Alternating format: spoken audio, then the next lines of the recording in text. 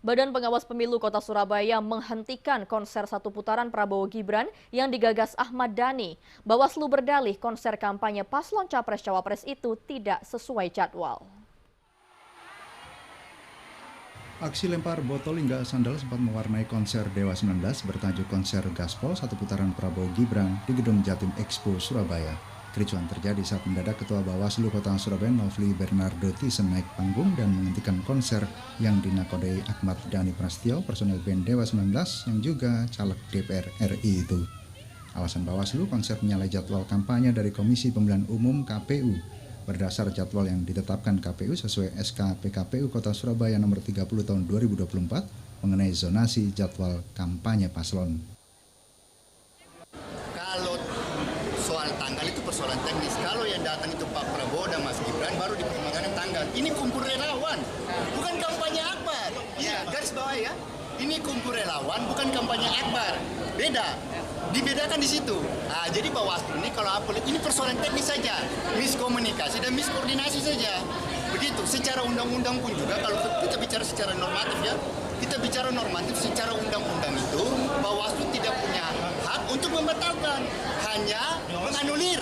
Begitu. Masukkan dalam berita acara. Bisa jadi ini pikiran saya saja, asumsi saja, bisa salah bisa benar.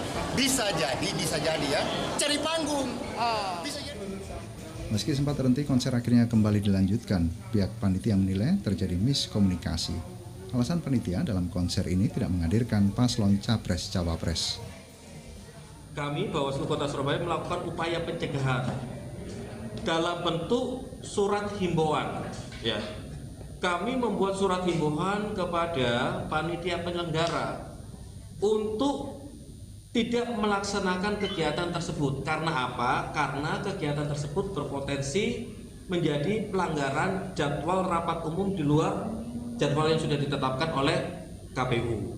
Nah, perlu kita pahami bersama bahwa kampanye rapat umum itu secara waktu sudah ada jadwal yang sudah ditetapkan oleh KPU. Meski konser dilanjutkan, Bawaslu Kota Surabaya tetap mencatat terjadi pelanggaran kampanye karena dalam konser dibagikan kaos, kalender, dan flyer berisi ajakan memilih paslon. Konsekuensi pelanggaran jadwal kampanye ini sesuai pasal 490 Undang-Undang Nomor 7 Tahun 2017 terancam hukuman pidana 1 tahun dan denda 12 juta rupiah. Dari Surabaya, Rahmat Ilyasan, iNews melaporkan.